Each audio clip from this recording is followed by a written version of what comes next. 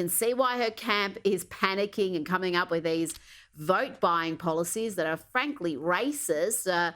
1 million forgivable loans of up to $20,000. She's aiming this at black men to try to get them to stick with the Democrats. She's talked about protecting cryptocurrency investments for black men, making recreational weed legal, and certainly having Barack Obama go out there and berate black men seemed to backfire, Ami. That did not work. In fact, I think it did far more damage than good.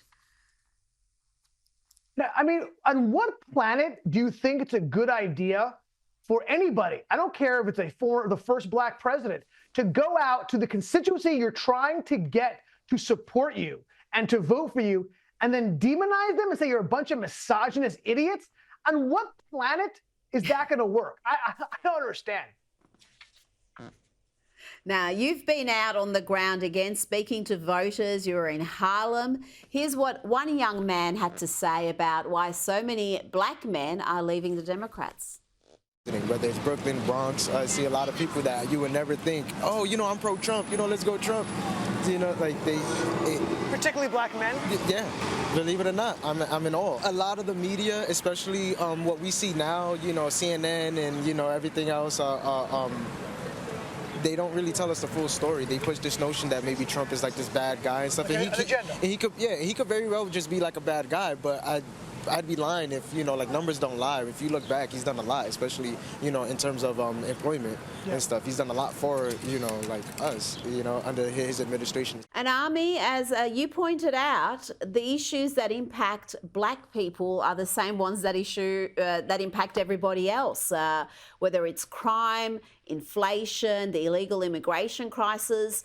And I think that's something that the Democrats have forgotten. The areas where they have failed America, they've also failed the black community.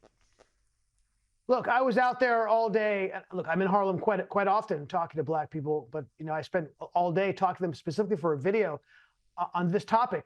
And yes, look, they understand that they are being taken for granted. Like you hear that all the time by black people. Look, we're voting 90%. What are we doing? What are we getting for this?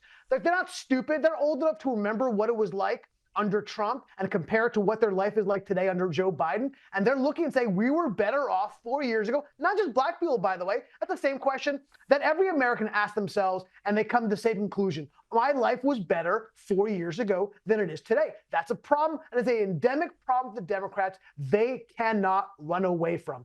And this balkanization of black people to say, hey, your issues are different than everybody else's. It's so patronizing. It's so racist. It's so ignorant. What are black issues? What's a black issue? I know what a black issue is. It's crime, it's education, it's immigration, it's the economy, it's inflation. Oh, guess what? Those are also my issues. How could that be? We're all the same? Yes, we're all the same. The Democrats cannot understand that. That is why I think, look, I'm going to call it now. I think Trump's going to win this election. This thing is trending toward him. There's only 3 weeks left. I don't see this turning around anytime soon unless there's some kind of massive mistake that he makes, which is always possible. I'm calling the shot. I think Trump's going to win.